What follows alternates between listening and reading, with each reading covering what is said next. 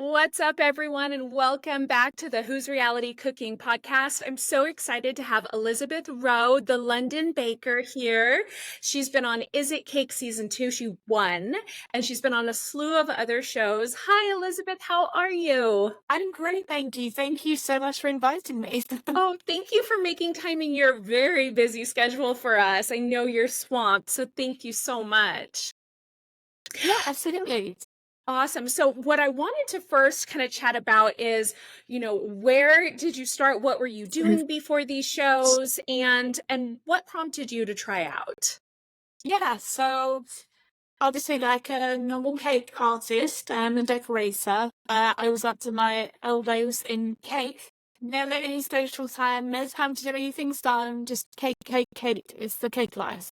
Um, and then, I had taken sort of like a year and a half away from TV.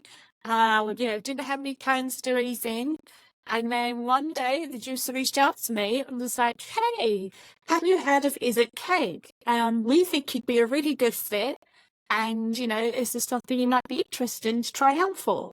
And so from then I was like, "Oh, well, this is like, Is It Cake? That sounds cool." So I checked it out and I was like, making realistic cakes and fooling people. I'm like, what's not to like about that? I was like, I'd love to try out for this try. Absolutely. Awesome. Now, I assume knowing that you are, up to your elbows in cake, you probably didn't have to do a ton of work to prepare, but did you watch the previous season or did you do any kind of studying or anything to prepare before you did go on?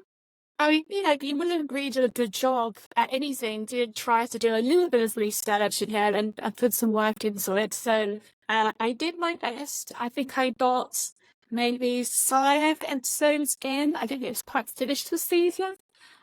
Before, it was time to go ahead and start filming.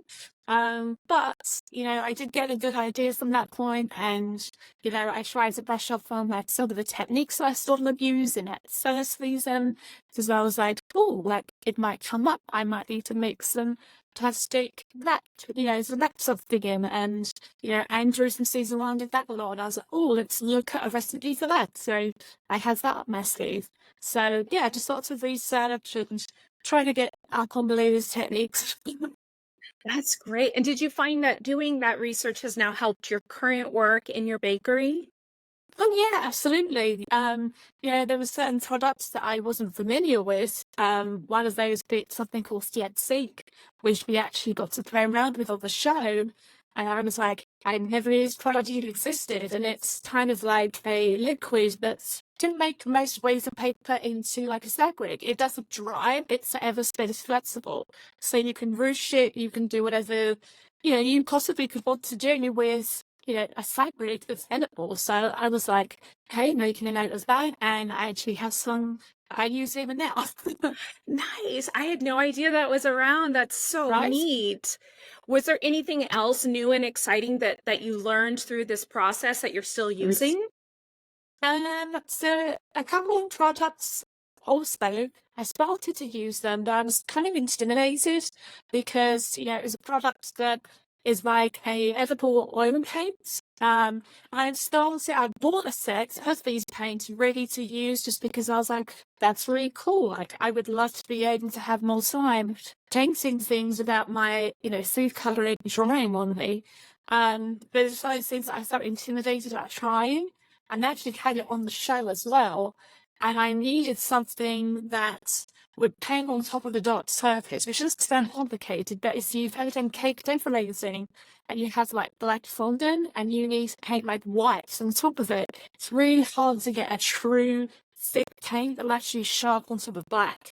And when I was doing I think it was the baseball glass, I actually had to do that. And so I was like, I know just the thing that's going to work on this, and also on the Dr. Martens boot. When I was doing some of the stitching, I was like, I know that product. I haven't used it yet, but I'm going to use it for the first time, and fingers crossed I use it correctly. Oh yeah, the Doc Martin was so great. That was so fun to see. And I actually had a question about that. And And for anyone watching and listening, I did send you the questions ahead of time. I omitted this one, but I'm going to throw it in there since you brought up the Doc Martin boot.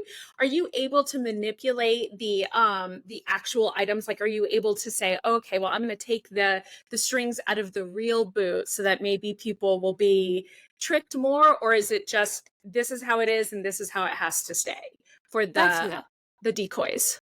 That is a fair question. So you are limited. It's very minimal of what you're, allowed to sort of do or what you're meant to do. It can't get anything too crazy. It shouldn't be get anything too far out there. So, like, on one of mine, I did boots like halfway laced up. And then on one of the other ones, I did them all the way laced up. Because people wear their laces differently. Some people have them like sticking out and actually tied up. Some people have them at a bow. So, there are sort of, things that you can't do, and things that you can do. So, but I always like to keep mine as minimal as possible. I also never had much time to do those things. It was always like Mikey the yellow, like 3 minutes left. I'm like, I haven't done anything. I just been anything on my cake. Oh no, okay, I'll have one at this angle. Maybe I'll have one facing that way, and fingers crossed. Wow. So I hadn't realized how much you guys have hands-on on the decoys. And I know as the season goes on, you get more decoys as opposed to just one in the very beginning. That is very cool that you kind of you can almost, for lack of a better term, style them or move them around to help your game.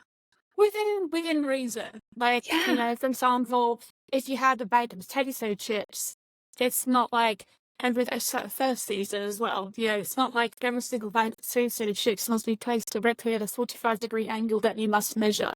Then you can just sort of, be like, well, I want mine to face this direction, and not all of them have to be exactly the same direction. You could have one politics straws on and things like that. Very cool. Very cool. I love getting this end of the view of the show and just kind of hearing it from your side. Now I kind of want to move on to when you arrived, because I interviewed Jared. I'm going to interview Kayla later this week, and I wanted to know when you first arrived and you met the other contestants. Did you realize that you knew some of them or some of them, and what was that like? Yes. So, oh yeah. I remember the very first person that I realized was going to be on the show. Was actually when I was checking in. And it was really fun. I was checking into the hotel, and the receptionist said to me, her name, and I was like, oh, use the throne. And she was like, okay. And she was like, putting her finger down on a piece of paper on the table. And she was like, wait, you said Elizabeth? I was like, yeah. She was like, what's your last name? And I was like, Friday. I was like, how many Elizabeths can there possibly be out of 10 people, And she was like, can you spell that? I was like, sure. And so I looked down to look at what she's pointing at. I'm like, RAWE. And then I see there is another Elizabeth shortly above that. And the last name is Merritt. Oh, and I'm like, oh my goodness. I'm like, I just felt the ground like drop below me. I was like, are you kidding me? I was like, yes, Merritt is on this show. I was like, oh, God, all the what said, getting over. And that is now, what did just go about? And then when we finally got picked up, in like the van, and we all met downstairs, we were going onto the studio, and we were looking how they were holding earlier, and they walked in, you see the other contestants, and there was familiar faces, just like Jared. I'd actually competed against Jared before in a Street Network show with them, and so it was Halloween Wars, and so on the holiday wars. So that was really cool getting to, see him. And last time I saw him, he was baby faced. He was like fresh out of school. He was very much like, a very young boy, and she just wants to be like, oh, like, it's okay, you just want support. And then I go in and he's got like this kind of cute, like, little friend, he's got a moustache. I'm like, Jared, what the fuck? What happened? Like, that's like, you grew up. And he's like, oh, yeah, Finny up. So that was really nice. That's so neat. And did you make some new friends or just kind of, Oh, was it yes. more just reconnecting? No, absolutely. I mean, the more time you got to spend together, obviously, the stronger your, relationships become and the more you find out about one another. So Nico being obviously someone that I got to hang out with, a good portion of the time. Um, we still chat, we call each other up all the time. If ever we need advice, we're like on the phone with each other, or like help pricing things out. Like, it's really, really nice to have someone else in the business where you can sort of bounce ideas off of.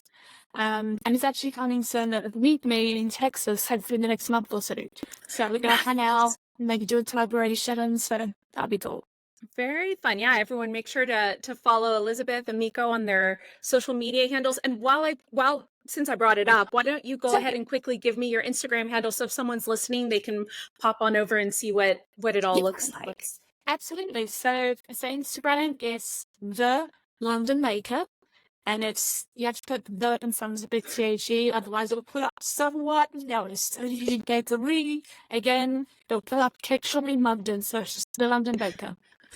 I was poking around last night and the pizza that you did on the pizza box, I actually just show it to my partner and he was like, "Wow, so it's just the pizza?" And then you get to the end and it cuts through the box. It looked like the yummiest pizza I've ever seen in my life. It was such an amazing little short that you had done, or a reel, I believe. Yeah, it's definitely going to be the sweetest pizza you've ever eaten, obviously, because it's literally nothing but sugar, cake, muffin chocolate, fondant. So, yeah, not savory and pepperoni and cheesy like you think. Um, but yeah, one of the things I actually loved about that cake, and it's so stupid because it's just one of those silly little things, that, obviously I had to get a real pizza. Yeah, obviously, so I can see how the pizza looked, and maybe tasted it. Which I love pizza, one of my favorite foods. That is the sense is when I was looking at it, you obviously on pizza, you always have pizza grease. No matter what. I sometimes pull mine off before I eat it, but regardless, you have that pizza grease. And so I was like, my cake needs pizza grease. How am I going to make pizza grease? And it worked out really, really well. I used a sugary solution, a little bit of like yellow orange thin dye. It just adds to that realism, and that's something that people sometimes point out. They're like, "I actually noticed you had pizza grease like on your pizza." They're like, "I love that." And I was like, "And why did you do it?" Because I didn't know most of noticed that, but I noticed it, and I wanted to do that. I replicate it. Oh man, yeah, they look so realistic, so amazing, and now I'm craving pizza. So, Me too. Oh, jeez. so what was your favorite cake that you made on Is It Cake? And what was the flavor that you used, and why was it your favorite? Oh, that's a tough one because I obviously I do love the Dr. Martin, not just because, it's supporting the British company, but, it's such a iconic cake that happens to be from every person I hear from, whether it's through messaging on social media or people I meet. The Dr. Martin was truly people's like favorite cake that I made up the show. So obviously I loved that because it was the first cake I got to do, which actually had like all the detail. And I actually felt good about it. And I didn't think I was gonna win the challenge or I was even a forward judge because you just don't know how it's gonna go. I just felt good that I got to do something more interesting than a block handed over that. And then you actually could see it. Okay, like this girl actually is on here, so please reason. You still got learn to create cakes. Like that's a pretty good bit, So I did like that.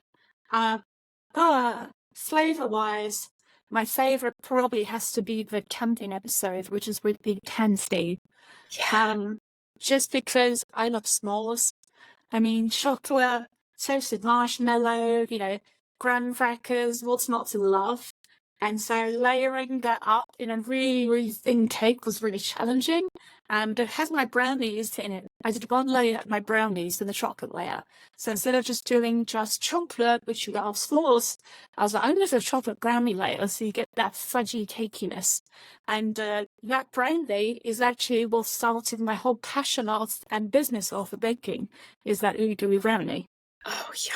I love brownies. This sounds so good. Now I'm craving brownies. It's going to be a rough day here. And there's so many good cheat days. Yes, absolutely. Now, since you brought up the s'mores, the whole camping episode, I noticed you were asking some of the other contestants, when did you have your first s'mores? How much of that was you genuinely asking them, and how much of that was, the crew saying, hey, why don't you ask them a question about this? That's fair. Honestly, most of it was authentic. Like, you only get the old one or two things, which is like if you're so focused in the zone and, you kind of forget to talk and ask about what someone else is making. So that way that, you can hear what it is they're making. So you might get the odd reminder, but most of it is like actually genuine. Like with the s'mores, I can have my first one until probably I've been here at least like 6 years, which I don't know how that happened. Pre-Q I had right away, like within the first week, I was like, I've seen Twinkies like mentioned in movies and in like Ghostbusters, like from the original ones in the 80s. I was like, I must try a Twinkie. S'mores, on the other hand, that took a while to come around before they started to cool down and someone invited me over and they're like, yeah, we're grilling out. And I was like, grilling out. They're like, yeah. I was like, well, the barbecue? They're like, well, the food is the barbecue's food because we're grilling out on the grill. And I was like, what do you call our barbecue? Like, we have the barbecue. And so they're like, okay, yeah, but we're also having s'mores. And so that was my first time trying s'mores and also pita cobbler, which I love. That is my favorite, like, dessert, and it's southern dessert, is pita cobbler and ice cream. Oh, love that. Especially with the though. Yes. Oh wow. Yeah. Yeah, s'mores is definitely a very US thing, so I'm glad you got to try it. So in the confessional, and this is a question I haven't asked anyone else from your show, the money in the underneath the glass, is that cake? Is it real money? Is it just, fake money? What is that? You know what? I actually don't know.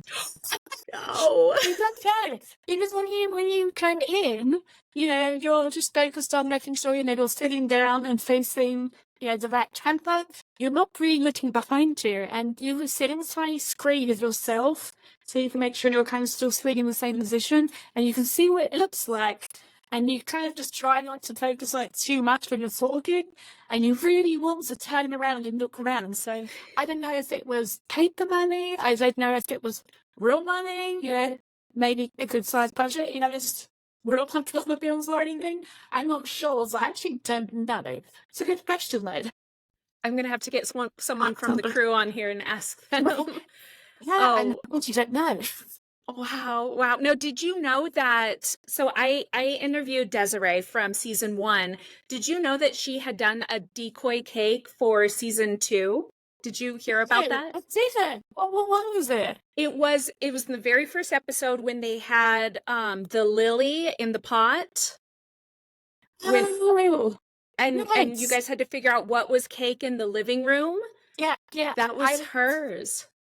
That was really, really good. Yeah, I was not expecting that. I was genuinely shocked when I was like, I was looking at the scene and I was like, I don't understand what could be cake in here. I was like, I think I have an idea.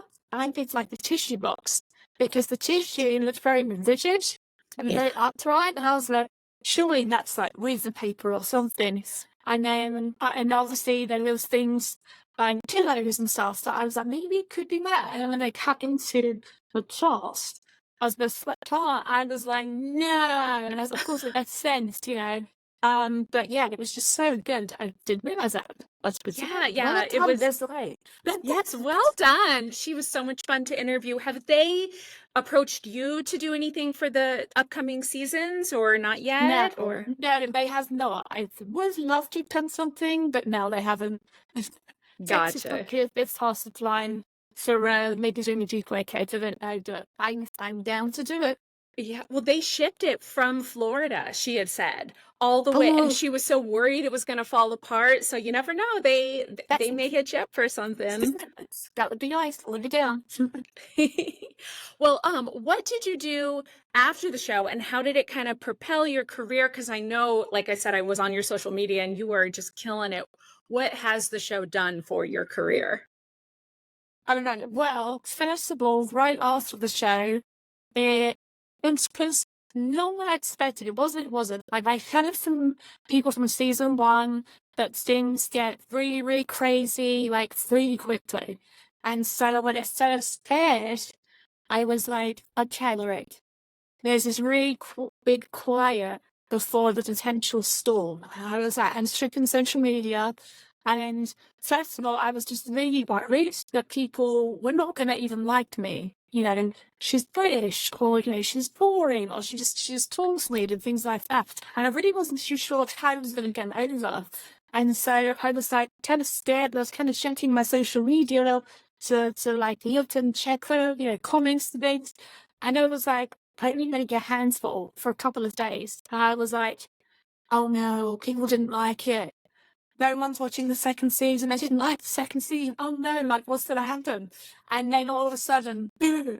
I guess, you know, there's kids were out, they were watching, you know, it's almost like programs back to back. They had the ability to binge watch, and then people were said to. They're like, we binge watched it. We were like done in like 2-3 days, or you know, things like that. So all of a sudden, you know, there was a lot of interest, and we also had tons of people obviously inquiring about these super elaborate cakes, the cakes from the show. So everyone wants the hyper roasted cakes. And unfortunately, right when the show ended, which was at the end of June, June 30th, I was going to have my cake decorating team that helps me cut in half.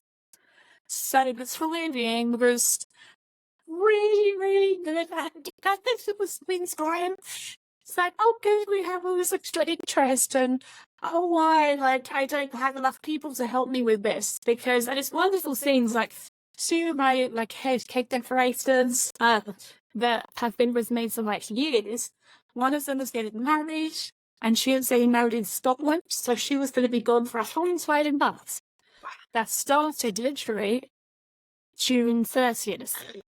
And then my other head decorator, like I've known for like 14 years, was actually pregnant. And she actually just was about to start her maternity leave. She's going to spend a week or so before the show. So they gave a little bit before that. And so my two main hands that helped me with the cakes were going to be gone for entire months. And all this interest, we had people coming into the store. So I was trying to help up front. So like help the lines flow, because you had lines to the south door, and at the same time there were people calling about obviously complicated cakes, and maybe I can answer those because my other head team are here, and it was just insane. Along with that was some really lovely things. Like the whole reason why I started my business off is because I like to make people happy. And so when I do a cake to someone, I love the fact that I get to hopefully, touch wood, you know, exceed their expectations, and I get to bring like some joy to them. And I know it sounds cheesy, but that's exactly it. Like, I love it when people are, I was expecting this, and that's so much better. And like, it was a huge hit at the party, and made like my grandma's day and things like that. And so having people coming into the store, you know, and asking for pictures, I thought really good. I thought they're great. And I was like, why do you want a picture with me? I'm a cake person, like. And not, you know, saying this person, I'm just a cake person. I was like, okay, you know, here we go. And you know, I took pictures with them.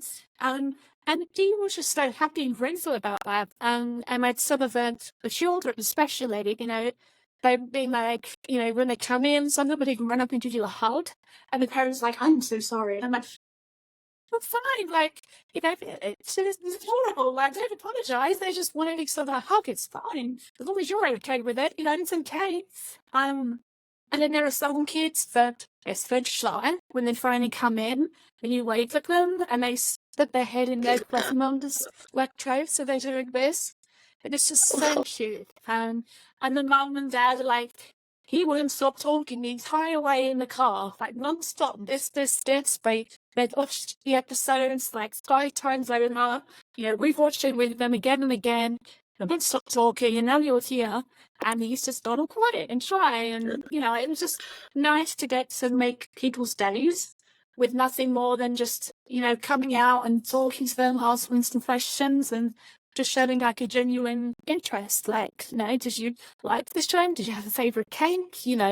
What did you like? And things like that. And it's just really nice. But as far as what the show has done, it's definitely given me more awareness about people's appreciation for the show, for sure, for the hard work that goes into it. They're like, they only had somebody else do this, that it's truly amazing. And all the cakes everyone created were fantastic. It's just nice to be a part of that. There are some downsides to obviously being on a show like that. But most of it is loving positive things. I love that. I love hearing about the kids. And I feel like your show, of everyone I've spoken to, you have such a fan base of kids. And I think because, what kid doesn't love cake and realistic cake? That is just so awesome. So you had mentioned you had a lot of really great messages and lots of kids coming in and so enthusiastic. What about any negativity? Anything you want to clear up on that end? Yeah, for sure. But yes, so obviously there was a lot of really nice things. But I also get those people out there which they call trolls, obviously. And yeah, there was a ton of messages, and bear in mind it's only like maybe 4%. And the rest of the 96, which is super loving, people that want nothing but the best for you. They're really happy. And they're like, congratulations, you seem like a lovely person. I just love watching you. Thank you for like bringing like this family time. You sit down, watch together. But there's the negative stuff as well. I had people literally bullying me, making fun of the way I look.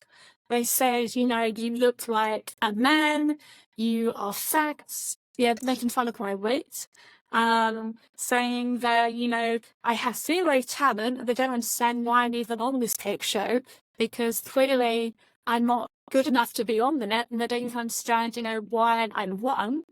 I had people saying that, I should just die. I had death threats. People saying I didn't deserve to win or to even be on the show. That they hope my husband divorces me, that I trip down the stairs and fall on my big fat ugly head.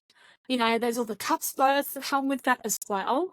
And you're just like, to some people that could be devastating. Depending on how you take things at times, that could make someone do something awful to themselves. For me, I try to think of it as like, I don't understand, it's a cake show. And as yes, it's there to entertainment. Like, why are you that bothered about who that kind of cake show and people on this cake show? Is your life that boring and that depressing that you have to attack someone you've never even met? You know nothing about other than just what's presented in front of you, and you feel the need to personally message them, reach out to them to inflict this negativity and pain, but just like, you must be really, really pathetic, and you must have something, really horrid going on, possibly, where this is your only joy and outlet, is to do that. So, yeah, I just think that, there is a lot of good, and there is some bad, and you just have to try to ignore the bad, because people like to make you miserable. Misery loves company. So, yeah. That is just so awful to hear. I'm so sorry that happened to you. I feel like people don't, we put ourselves out there. You put yourself out there. You were vulnerable and honest, and you were yourself. And people just, it's like they don't even feel like you're a real human being. And I'm so sorry that happened. And you definitely deserve better. Well, You I definitely deserve appreciate better. that. And, like I said, there are people out there like that, and the best thing is just to ignore them, and I just felt this, I love this sorry for them genuinely. I was like, really? Like, this is what you feel you need to do? Okay. Get out of your system, because I don't care. And the fact that you think I look like a man because I have this jawline, okay, well, it's my genetics, not a man. Sorry. No, you're absolutely stunning. This is, the silliest thing for somebody to comment on someone's looks Yeah. and to tear them down. It's just it's so small. So It I was, love that you were rising above it, and I love that you can pay attention to the positivity, and I loved watching you, and I have a little one in the house too, and she loved watching you. So uh, thank you for bringing joy and for pushing away the negativity. I think that's very admirable. well, I think everyone should focus on that because people go in every day. It was you on TV. People what means to live in the workplace, anywhere at school, just try to push it out. Absolutely. That's such great advice, especially since you've got lots of little ones watching you. Just push it out and Yeah, keep getting you focus on you and just try to think if someone's being mean, it's nothing to do with you. It's just what they have going on with themselves. So they call it absolutely. It's their problem, not yours. exactly. Awesome. Thank you so much for those words of advice to everyone. That's absolutely fantastic. What are you working on in the bakery right now? Any really elaborate cakes? So I just done a couple of collaborations. One of them just came out a week and a half ago. That was my first international one. It was with Rowe, which obviously is a beverage company out in Korea. And so that was really cool. And so got to do one for another company, that is called Wormwood, which specialize in high-end custom gaming pieces, like custom tables, so like D&D and things like that. And then so like tofu tables. I've got some stuff I handcrafted with accessories, which is cool. I've got one coming out with a company that specializes in like high-end leggings, which is fun. One of the ones that I'm most excited about is just a personal project that I'm doing right here in the studio, and it's to do with the Deadpool 3 movie. So yeah, Oh, so wow. That's great. it's just something that I'm doing for me and for anyone out there that appreciates Deadpool and or hyper-realistic cakes. So it feels silly because that's who I am. And yeah, I think people will get a kick out of it. So Oh, I can't wait to see that one. I love the Deadpool movies. They're so funny and so I much fun. know I waited so long for this Deadpool to come out, and now finally, obviously, it's Deadpool and Wolverine. So Yeah. you're waiting to have collaboration and you wait for one else. So Oh, yeah. They're so funny on their own social media channels, bantering with each other. It might be the best of all three. I'm hoping it I will think be. so. I mean, funny, yeah, I'm gonna get them with reasonable expectations, but yes, fingers crossed. Now, for anyone listening or watching, I know you're in Texas. Whereabouts are you in Texas? Yes, so I'm actually located about 20 minutes from GSW Airport and 25 minutes from main downtown Dallas.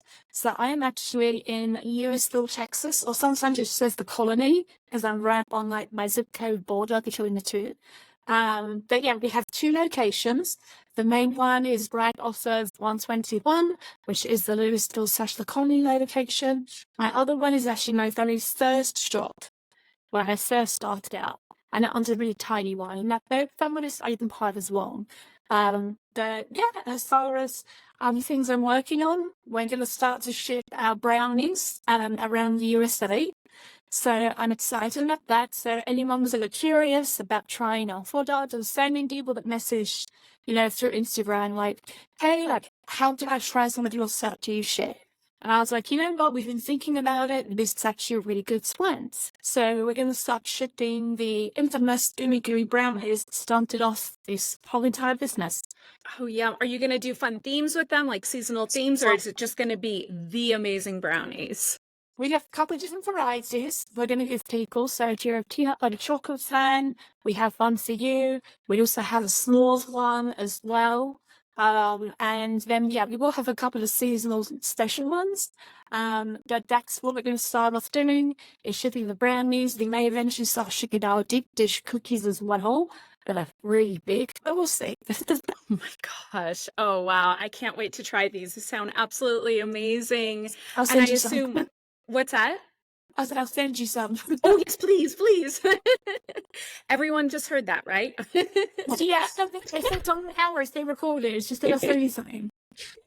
So you had mentioned you've done a few different shows. Where can everyone watch you right now? Yeah. So I've been on Cake Wars, Halloween Wars. I believe Halloween Wars was season 9, I believe. Also W Network Challenge, which that's one of the ones that I did with as well. I've done Dallas Cakes, and I've done Holiday Wars, and obviously now Netflix, so which is also Disney Cake too.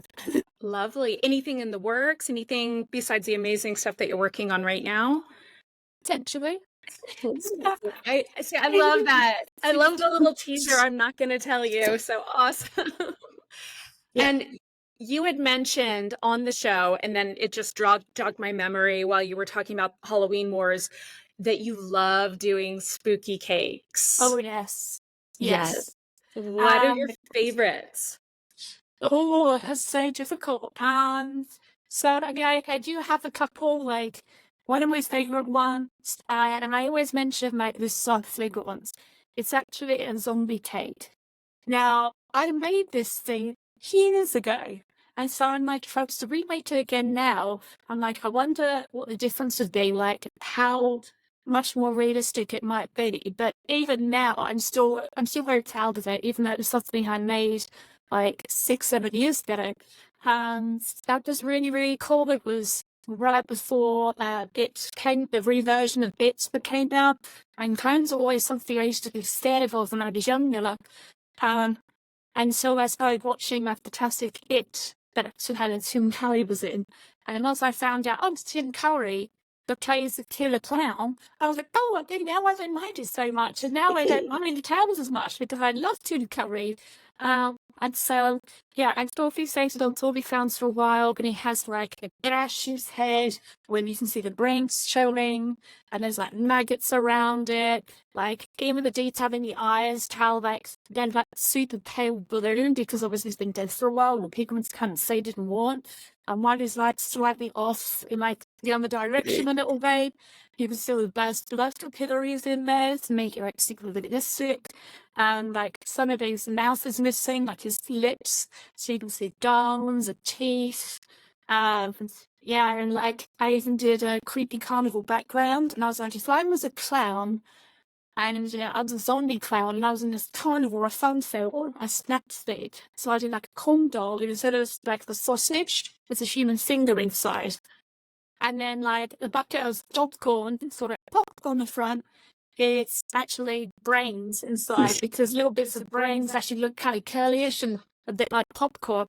So that was a really fun one. And I also loved doing anything creepy just because I find it's fun and interesting. I love the horror films. I did a Ian cake with a face hugger cake that was open, and the face hugger was like coming up and falling around, and then like a decapitated head of a xenomorph alien because it was for an 8-year-old's birthday. And of course, what 8-year-old boy wants the whole alien? No, it has to be, I said, a severed head because that's much more gory, much more fun. And he was like, I want like the blood like spitting out, and I went like spraying out, and so as we did, and some special effects. We'd have a syringe in there with some like fluorescent coloured icing that was like ooze out. We might just push the sponge down and we turn it behind it. We've had dry ice to our cakes, smoke machines, lights, motors, just so much fun stuff you can do with horror. I just love it. Oh, it's so much fun. Do you have any big plans for when Halloween rolls around this year? Anything you're already kind of chewing on right now, thinking about making? Maybe a little bit. I'm gonna see what comes out. I mean, I always love Stranger Things, and obviously we've got season 5 coming out. So depending on what the inspiration strikes, it might possibly be something Stranger Things themed. We'll have to see. Oh, I love that. I love that so much. I can't wait to see. Now, is there anything that you wish you had known about the show before? Any advice for anyone who's, going to be coming on? Any advice that basically that you wish you had gotten before you went on any of these shows, actually? It's none that I wish I'd gotten. Like, I think I'm one of those people who always tries to prepare for like any situation. I will tell you, if you're used to working at home and you're a home baker, and you're used to having a little bit more time, just bear in mind these are real-time shows. It's not well, it just looks like you get 8 hours, and the camera says you get hours. You get that fine. And so you need to move quickly. So just be aware, like that clock when it's ticking down, that is the real clock. That is it. So just be prepared to work really hard and work as fast as you can. And for me, because I've worked in a commercial business where we do wedding cakes at multiple every week and things like that, I'm used to being in a time crunch because, you have so much you have to get done, and you can't be like to someone, oh, I'm sorry, like, your take's running late because this happened, or because, I'm not doing your wedding cake on time because, something else cropped up. Like, you have to stick to that, so no matter what. And so I'm used to needing my colours super fast and needing a lot of like more than chocolate or fondant because I have to cover a 16 wedding cake. And so some people, when they go on these shows, they're used to working smaller. And so a lot of people that are like after you're done filming for the day, but like, my arms are killing me. They're really colour. I needed so much today. I know like, that's normal. So just be prepared to, these shows are fun, but they're hard work. They really are. They're not in the same closet. Oh, absolutely. Now, before we go, and I really want to respect your time because I do know you're incredibly busy. I just wanted to see, what did you want to plug? What are your social media handles you want people to check out? Where can we buy the brownies? All of that. I really want to give you a moment to kind of plug your bakery. I'd appreciate that. So we will be starting to offer those through our online shop. Basically, to get to our online shop, you just go to our website, which is obviously www.thelondonbaker.com. And on there, we have the online store. They're not available just yet. So if you're looking for them, you don't see them, don't panic. They will be coming soon. And then obviously we do have other items for people who are locally. Obviously, we're known for elaborate cakes. You have adorables. Anyone who wants to come and visit us. We've had lots of people coming out of state, actually, across the country. We have people coming like to the shop from like Germany when they're like, yeah, we were visiting like Texas. I was sorry, we're right near the airport. We had people from Czechoslovakia, Australia, Russia as well, which was awesome. So yeah, if you're happy to be in Texas, like I said, we're about 20 minutes from the airport.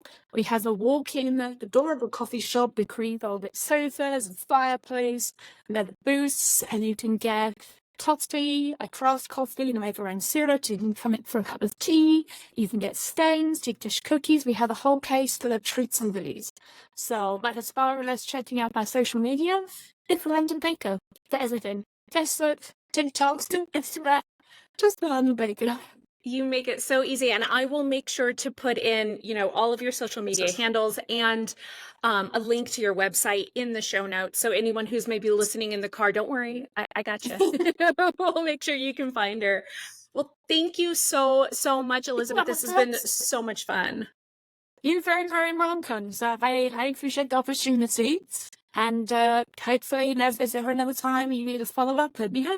Oh, I would love to. And I would actually love to try to get some of the people from your season of Is It Cake together to do like a little mini reunion, like a little virtual reunion. Oh, that would be awesome. You could also do it after season 3 comes out, and you'd have us talk about what we thought about season 3. Oh, wow. What a great idea. All right. Well, I'm definitely going to hit you up for that one because that would be really, really fun. Thank you. Thank you so much. Well, everyone, make sure to check out The London Baker across all social media channels, and stay tuned for our next episode of Who's Reality Cooking. Thanks again so much, Elizabeth. I hope you have a great day. Thank you, too. Bye-bye. Bye.